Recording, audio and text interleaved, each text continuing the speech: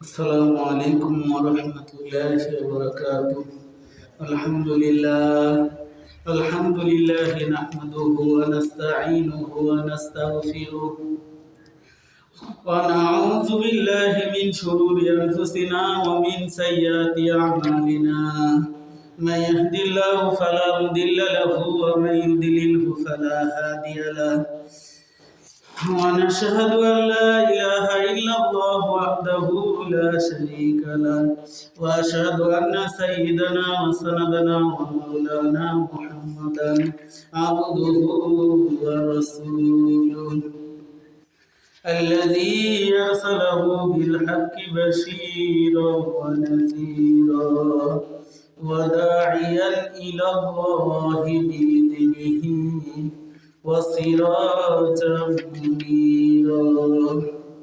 فقد قال الله تعالى في كلامه المجيد والفرقانه الحميد: أعوذ بالله من الشيطان الرجيم. بسم الله الرحمن الرحيم.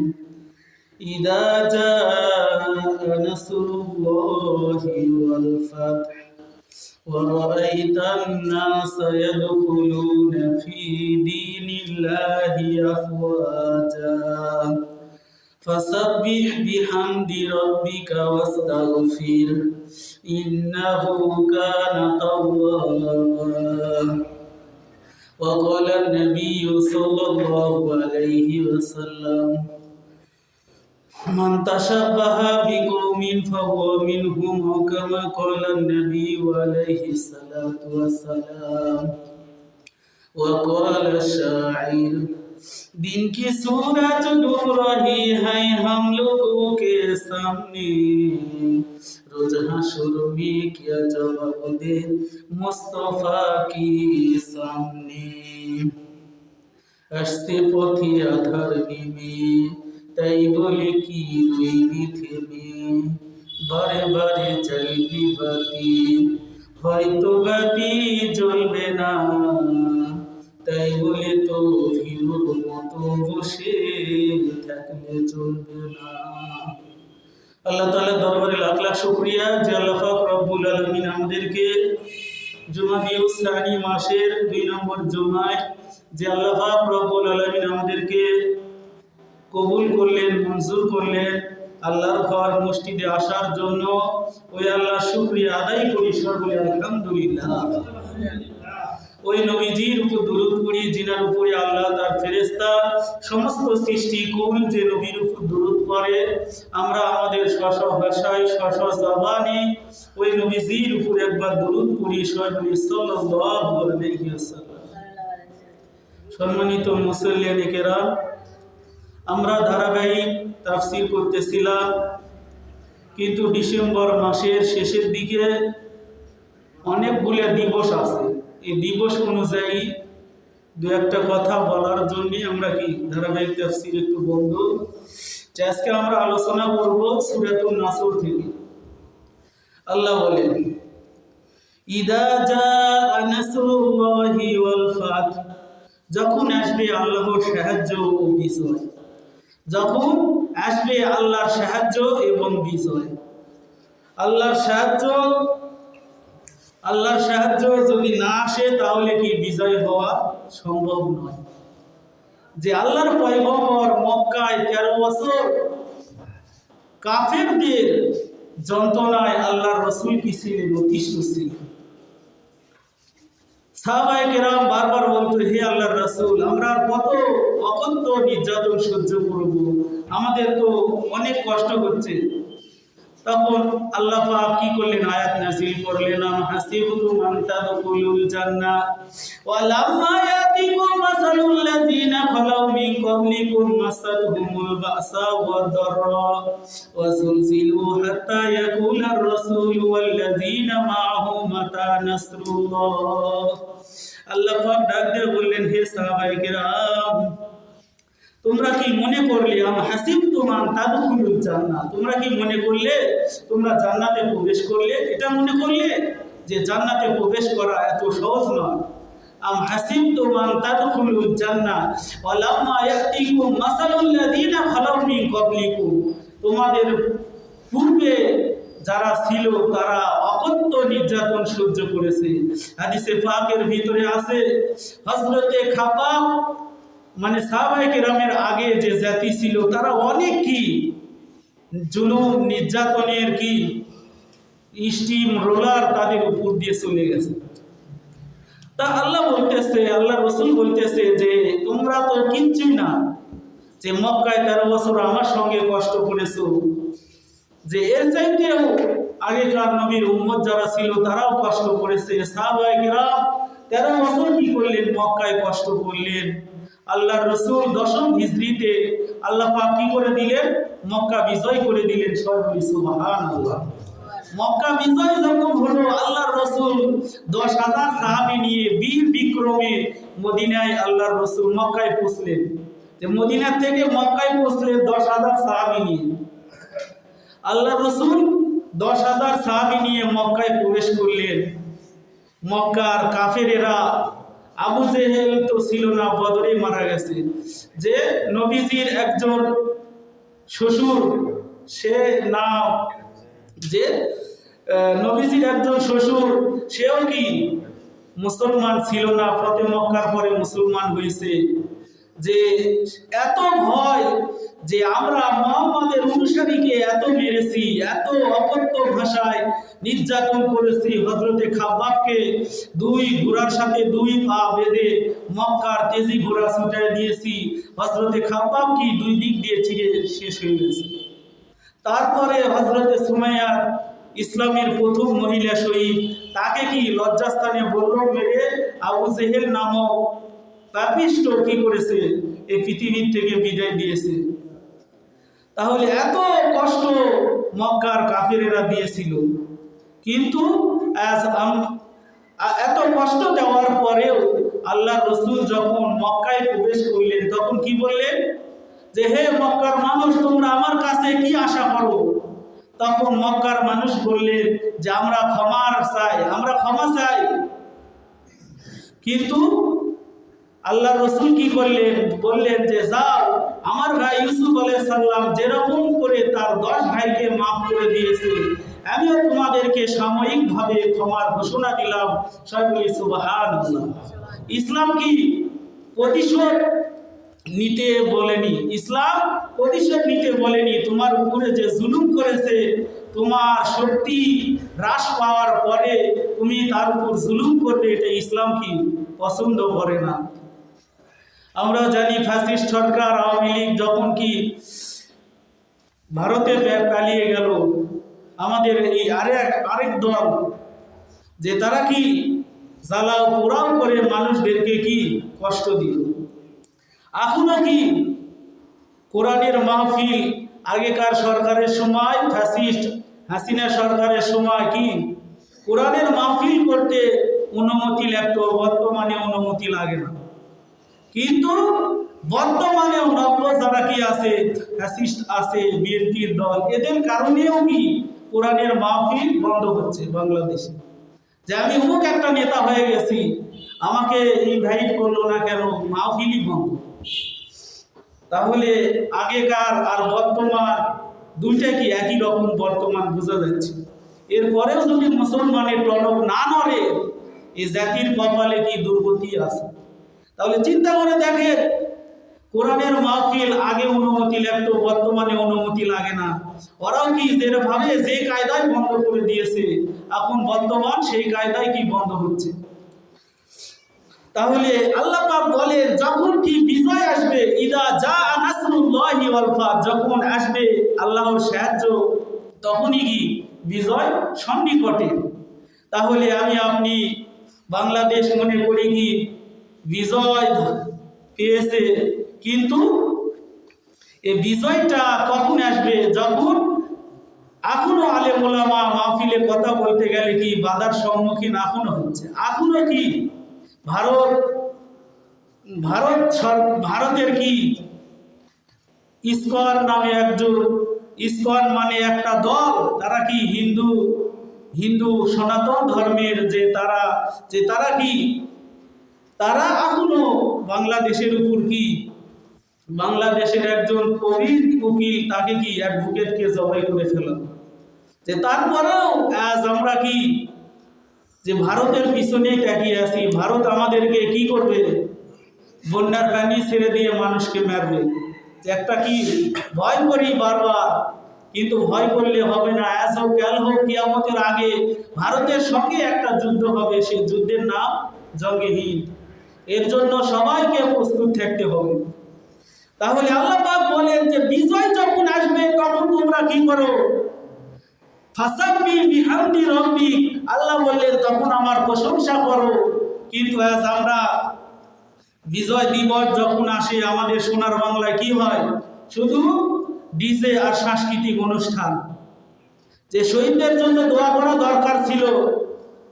আল্লাহর পয়গম্বর বলেন ওয়ামান কুতিলা মাজলুমান ফাহুয়া শহীদ, যাদেরকে জুলুম করে হত্যা করা হয় তারা কি শহীদ।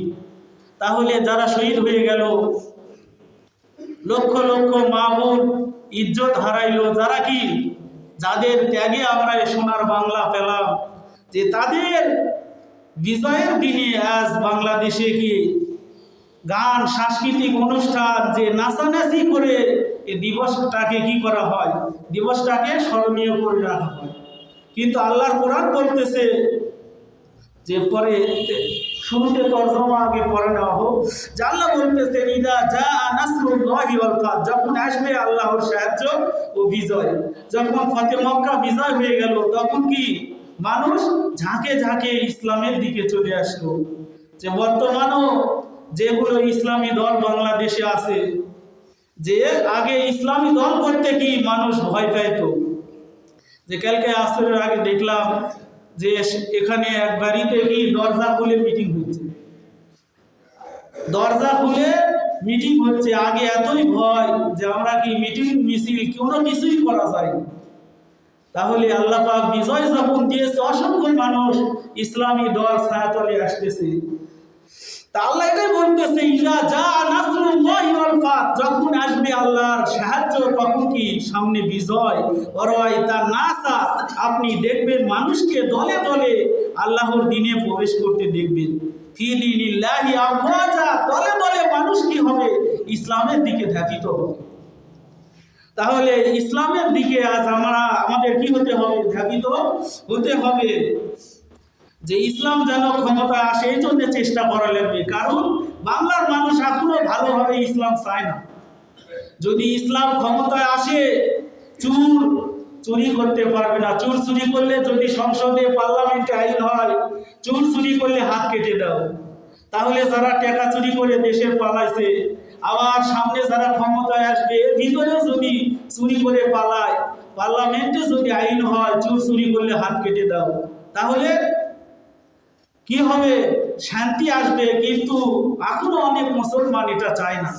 তারপরে ডাকাতি যদি হয়, ডান হাত বাম পাও কেটে দাও। জেনা করলে প্রকাশ্য সঙ্গে সার করে মেরে ফেলো। কিন্তু এগুলো ইসলামী আইন বাংলাদেশে না থাকার কারণে বিগত আমলের যারা ক্ষমতায় ছিল তারা কি 100টা ধর্ষণ করে প্রকাশ্যে মিষ্টি বিতরণ করেছে জাহাঙ্গীরনগর বিশ্ববিদ্যালয়। যে এগুলো হয়ে গেছে, বর্তমানে যেন এগুলো না হয়। যে এগুলো বন্ধ করতে চাইলে অবশ্যই কি ইসলামী দলের কোনো বিকল্প নেই। আমাদের কি জানতে হবে, বুঝতে হবে আমরা আল্লাহর রসুলের কি সুন্নত কি খুঁজতেছি, কোনটা আল্লাহর রসুলের সুন্নত। কিন্তু আল্লাহর রসুলের এটাও একটা সুন্নত, কোরআন দিয়ে যেন বাংলাদেশ কি হয়, বাংলাদেশ মানে গোটা পৃথিবী যেন কোরআন দিয়ে চলে। এই জন্যে কি আমি আপনি যে যেখানে আছি আমাদের কি প্রচেষ্টা করতে হবে। যদি আমরা না করি, হাসরের মাঠে যে রসুল আমার আপনার জন্য এখনো কবরে ইয়া রব্বি হাবলি উম্মতি করে কাঁদতেছে, হাসরের মাঠে যে রসুল কি ইয়া রব্বি হাবলি উম্মতি বলে কাঁদবে, একবার মিজানের পাল্লায়, একবার কি ফুলসিরাতে, একবার জাহান্নামের গোড়ায় আল্লাহ রসুল কি শুধু দৌড়াইতে থাকবে, আমার গুনাহগার উম্মতের কি হবে। এখন সময় দুপুর 1টা। আল্লাহ রসুল মদিনায় কি 10 বছর কোরআন দিয়ে কি করাইছে, কোরআন দিয়ে দেশ চালাইছে, এটার জন্য কি আমার আপনার কাজ করতে হবে। যদি আমি কাজ করি তাহলে অবশ্যই আমি আপনি আল্লাহ রসুলের সামনে যে জবাব দিতে পারবো। আর যদি না চাই তাহলে মনে হবে যে আমি নবীর সুন্নত মানলাম। যেই জন্য আমার আপনার চেষ্টা করতে হবে। তাহলে আল্লাহ কি বললেন, ইদা জাআ নাসরুল্লাহি ওয়াল ফাত, যখন আসবে আল্লাহর সাহায্য তখনই কি বিজয় হয়ে যাবে। আল্লাহ বলেন নাসরু মিনাল্লাহি ওয়া ফাতহুন করিম, আল্লাহর সাহায্য যখন আসবে, নাসরু মিনাল্লাহ ওয়া ফাতহুন করিম, বিজয় আপনি নিকটেই দেখতে পাবেন।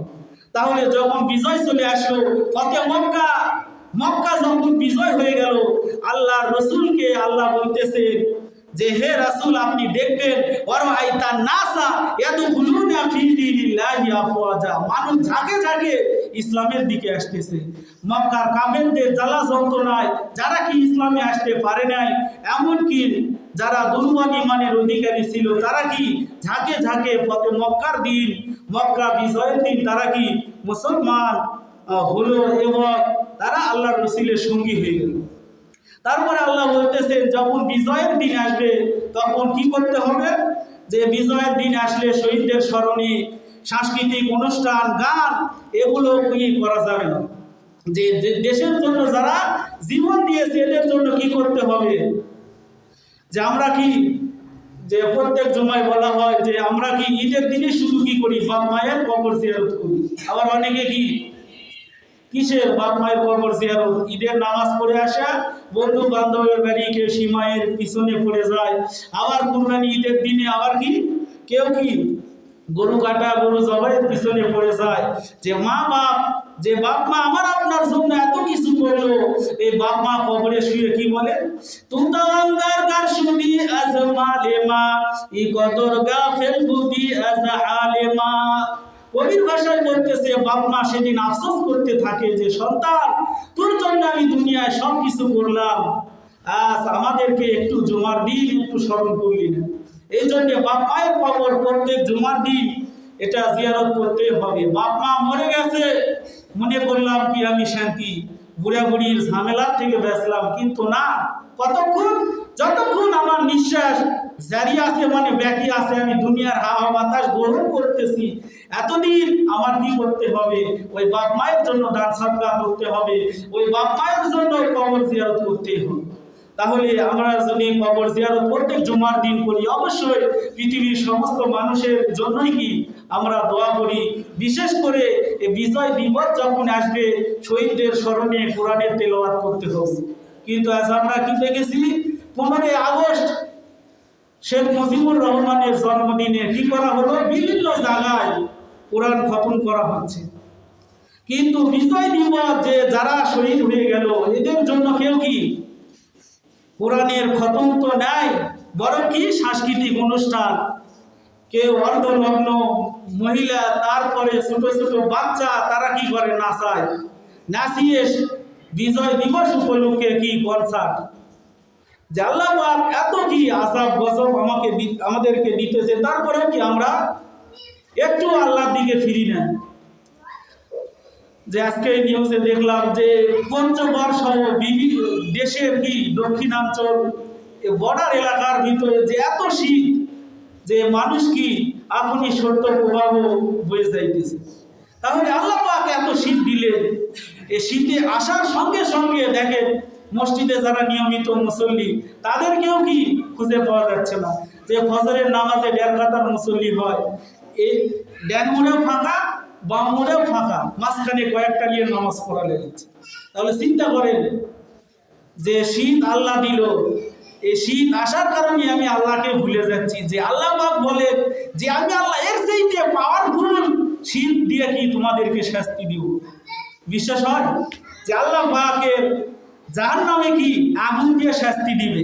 এটা একটু মানুষকে যে জিজ্ঞাসা করলেন যে হুজুর মানুষ আপনি একটু বলেন তো, জিন জাতি আগুনের তৈরি, এদেরকে আবার আগুন দিয়ে কিভাবে শাস্তি দিবে।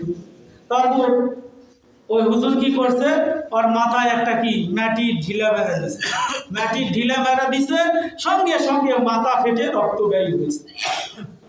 কাজী দরবারে বিচার চলে গেল যে আমি হুজুরকে জিজ্ঞাসা করেছি জিন জাতি আগুনের তৈরি, এই জিন জাতিকে আগুন দিয়ে আল্লাহ কিভাবে শাস্তি দিবে, এ কোনো অ্যান্সার না দিয়ে আমার মাথায় কি বিশাল বড় একটা মাটির ডলা মেরে আমার কি মাথা ফাটাইয়া দিছে। তখন হুজুরকে জিজ্ঞাসা করা হলো, কেন তুমি এই কাজ করেছো? তখন বলতেছে ওই লোকটাকে যে বিচার আপনার কাছে দিয়েছে, বিচার প্রার্থী ওনাকে আবার ডাকে, ওনাকে ডেকে নিয়ে আসা হলো। নিয়ে আসার পরে বলতেছে, যখন হুজুর বলতেছে দেখো তুমি কিসের তৈরি, তখন সব মানুষই জানে কি আমরা মাটির তৈরি। তাহলে মাটির তৈরি মানুষকে মাটির একটা ঢাল দিয়ে মারার কারণে যদি কি হয়, তার স্যান্ডি ফ্যাটা রক্ত বের হয়, তাহলে জিন জাতি আগুনের তৈরি যদি হয়, এর চাইতে পাওয়ারফুল আগুন দিয়ে আল্লাহ কি করবে, জিন জাতিকে শাস্তি দিবে। এ সামান্য 16 ডিসেম্বরের দিন নেই কি পৌষ মাসের 1 তারিখ, পৌষ মাস মাঘ মাস আসেনি, তার আগে মসজিদে মুসল্লি শূন্য হচ্ছে, ল্যাব খেতা কম্বল যে মহব্বতে করে আমরা আসতেছি না। আল্লাহ বলে লাহুম মিন জাহান্নামা মিহাদু ওয়া মিন ফাওকিহিম গাওয়াশ, যে আল্লাহ পাক দুজকের ভিতরে যারা ফজরের নামাজ কাজা করে যায় কি করবে, আরামে ল্যাব কম্বলের নিচে ঘুমায়ে থাকবে, এদেরকে আল্লাহ দুজকের ভিতরে কি করবে, তুষকের ব্যবস্থা করবেন, আগুনের কি কয়লা, মাঝখানে কি ওই দুজকি ব্যক্তি, উপরে আবার কি ল্যাব দেওয়া হবে, যে দুজকের আগুনের কি ল্যাব তুষক কম্বল এগুলো দেওয়া হবে। তাহলে চিন্তা করে দুজকের ভিতরে আল্লাহ পাক যত শাস্তি দিবেন, ঠান্ডার নামিয়েও কি শাস্তির ব্যবস্থা আছে। তাহলে দুনিয়ার এই সামান্য একটা শীতের কারণে আমরা কি মসজিদ থেকে মুসল্লি শূন্য হইতেছে, এগুলো কি কাম্য নয়। এই জন্য আল্লাহ পাক রব্বুল আলামিন আমাকে আপনাকে এই দুনিয়ায় পাঠাইছেন পরকালের বাজার করার জন্য।